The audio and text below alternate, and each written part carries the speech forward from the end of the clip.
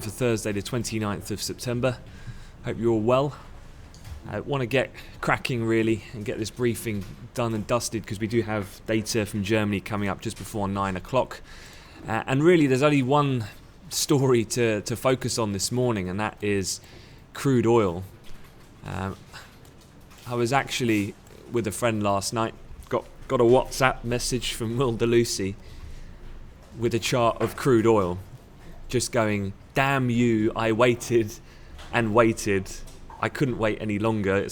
It was gone 7 o'clock. He left the office, 7:09, boom, out comes the headline, and he's missed it. That is just the way it goes, I guess. But looking at this move, it was a phenomenal rally really from what we saw yesterday in terms of volatility. I mean, if you look at this chart I'm just showing you, this is a 7% move in terms of the low point that was seen. Remember, the meeting's been ongoing for 3 days. And we'd got to a point where we had the kind of, really the confirmation that nothing was going to happen, or at least no deal at this point in time, maybe just moving or kicking the can down the road to the next scheduled meeting in Vienna in November. But then market started to creep up, and then that was when the headline came out. It was around just after 7 o'clock, and then that was when you saw that big move through 46 and then all the way up to 47.50 in pretty quick fashion. Looking at that, I mean, yesterday we were talking about it at the time that equities really were lacking a bit of direction after the volatility and the choppy price action on the Deutsche Bank news. But the S&P was kind of looking for a bit of a catalyst, and then that came when oil shot higher. It took all of the energy sector with it.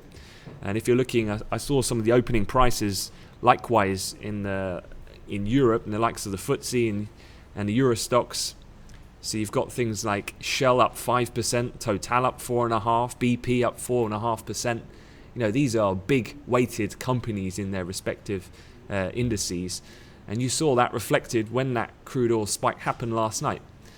We broke immediately above the earlier highs that were seen in the European morning, and we actually finished in positive territory in what otherwise was a downbeat opening part of the US session on the back of some nervousness on the Deutsche Bank news. So that translated into a positive Asia-Pac session. And likewise then, looking at the DAX this morning, you can see we gapped up following that news and those moves. We came back down initially, tested, if you actually look technically, that 10.5, 11.5, around that level, that was the initial spike low, but coincided very nicely with the high from last night in the futures in the DAX, and also yesterday morning. I know for one, an excellent trade done by one of the month 3 guys, so well done. Managed to go long at that technical level all the way back up to the R1 level. So well done on that trade. Likewise, the correlation's really playing an important part then, because when the equity markets were moving, we've kind of moved back to the kind of classical or theoretical way the market should move. That whole policy or monetary policy play of assets moving in tandem has kind of broken down now that the timeline of the Fed has been pushed back till December. So with the equity strength we had last night, treasuries then are moving inversely as they should in more regular economic times. So as equity surged, the 10-year came under pressure, and we moved from around the 131.20 all the way down to around the 0.8 type levels. So a pretty decent move overall, and shows that the market certainly has moved back to its more normal dynamic in terms of the correlation setup. Taking a quick look there at this OPEC deal in a bit more detail. First of all, I'm going to run through what has exactly happened, and then I'll give you some of my thoughts about where do we go from here. So, following the talks, OPEC committed itself to reducing output to between 32.5 million barrels a day and 33 million barrels per day, according to the ministers. And so, this was a massive surprise because of the difficulty in trying to bridge the gap between the differences that have always inherently been there between Saudi Arabia and Iran. So that's what caused the kind of shock in the market. The initial upside was that this is actually quite a groundbreaking step that those two, particularly those two countries, have been able to see eye to eye to some degree. The OPEC push marks the first coordinated action to bolster crude oil prices. We're looking at, in terms of timelines, the last time the cartel cut production was actually during the financial crisis of 2008.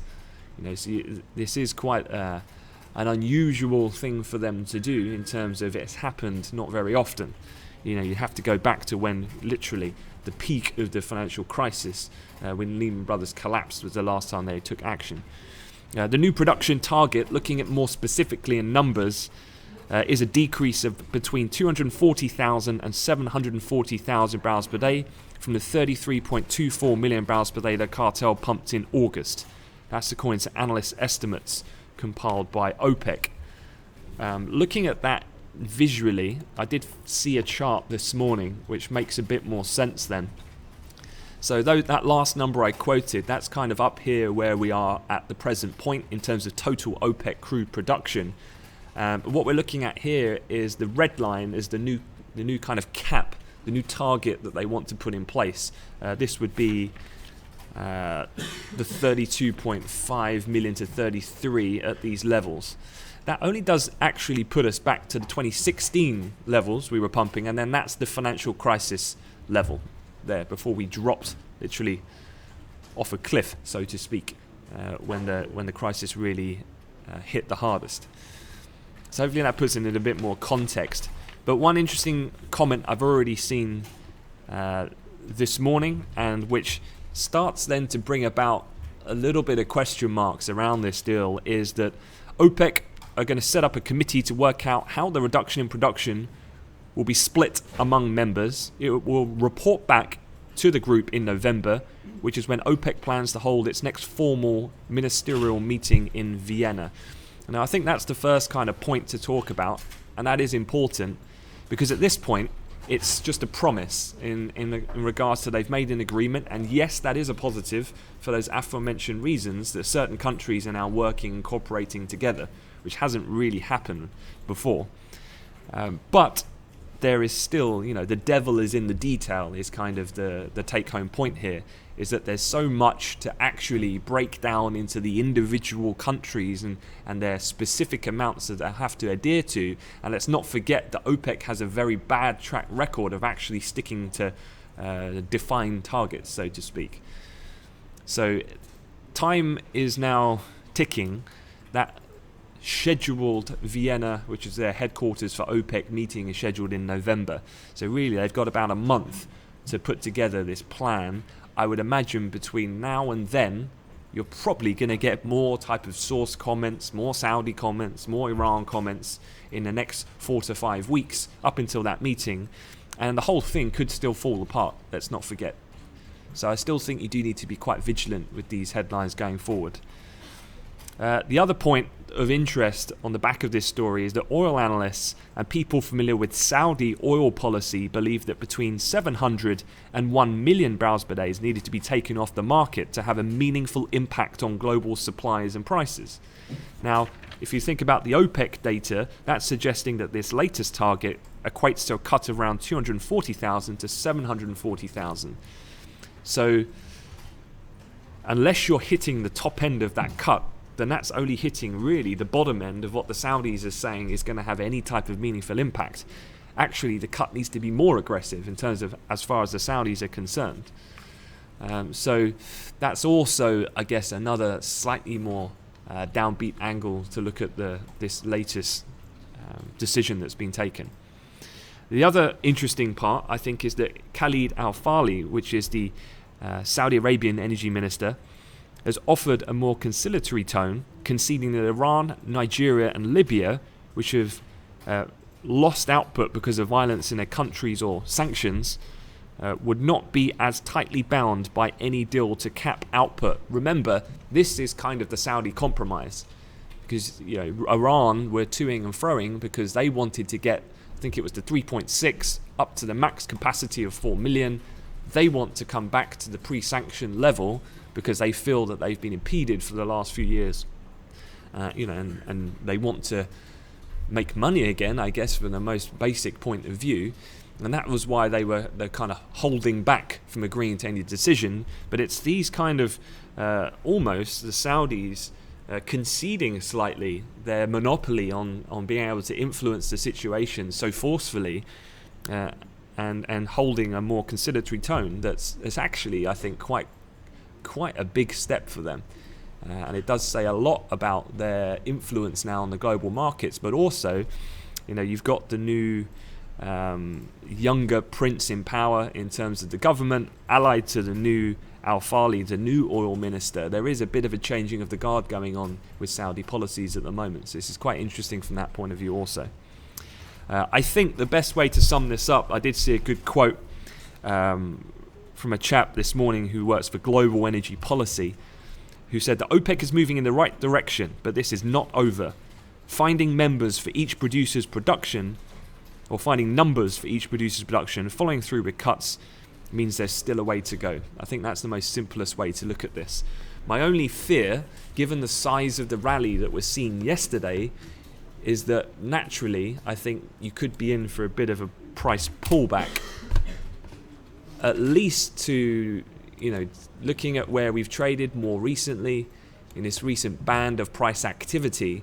I would say a move back down to that high there, 46.56, at least from this 47 handle, would to me seem logical given the aggressiveness of that up move. So maybe some profit taking that already looks like it's occurred to a certain degree this morning, certainly as Europe's come in. They've certainly taken a bit off the table as we sit back to 47, having traded up to 47.5 at the highs last night into the NYMEX pit close. Okay guys, that was kind of the big story of note. Going to quickly run through the calendar because I know we've got the German data coming out in 10 minutes. A quick look at the calendar for today. So first up, coming up, the unemployment rate from Germany. A quick look at these data points. Really, we've had a lot of bad data out of Germany. It's been building up, if you like.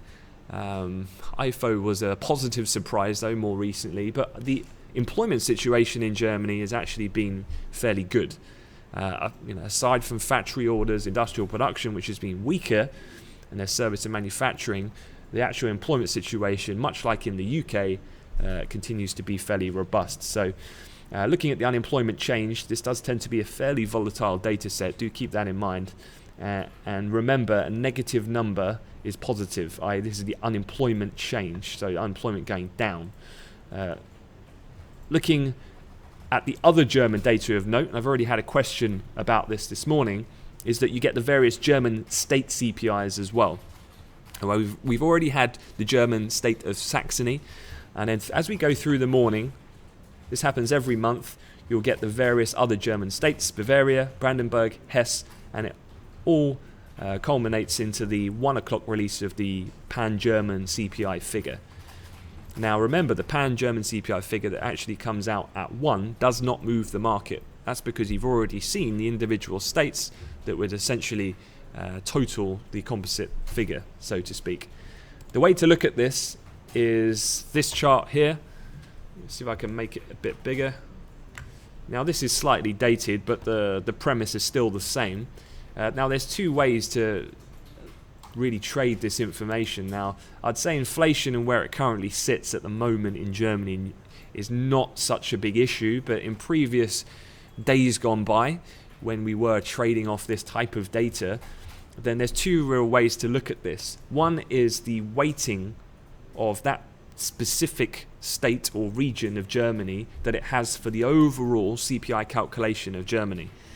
You can see here that Baden-Württemberg is actually 22%, Saxony is 12%. So you can give it a importance or impact value by the calculation of how hefty the weight is towards the overall German reading. That's one. The second thing is, which is the first one to report? More roughly speaking, I would say all the states tend to line up in the same direction, so then the first one that you see tends to set the precedent for the others then to follow. So the Saxony one this morning was at 0.1% month-on-month, 0.7% year-on-year, I'd be expecting something similar. Those inflation readings are actually slightly above what was seen the prior month. So the Saxony month-to-month at 0.1 is a turn from the previous minus 0.1%. Saxony 12%, so one of the what's kind of mid-range, I'd say, certainly smaller. North Rhine-Westphalia is actually the largest. My mistake there. That's 34%. Saxony's 12%. So that's another way of looking at how to interpret the economic data. Much like you would trade an index future, if you had breaking news for Siemens in the DAX, that's going to move it, whereas some of the smaller constituents of that index probably not. So you can kind of read it in the same fashion. Moving on to the data, you've got some UK numbers, mortgage approvals, M4 money supply. Mortgage approvals has been quite an interesting one. Obviously, post-Brexit, a lot of headline tabloid news has been about the housing market, and is there going to be a dramatic impact post-Brexit? Mortgage approvals, actually, the last figure we had was 60.912 thousand. That was below market expectations, and actually the lowest figure we've had since January of 2015. Quite interesting, actually, speaking to my friend last night, and he's looking at buying a place at the moment, and he said when he was looking about, pre-Brexit, he said when they had an open day for a 2-bedroom flat in East London, he said there used to be about 20 people there by the time he got there looking around the flat. He said now when he goes to one, he says that some of the viewings have been that a property's been on the market for weeks and only had about 2 or 3 viewings.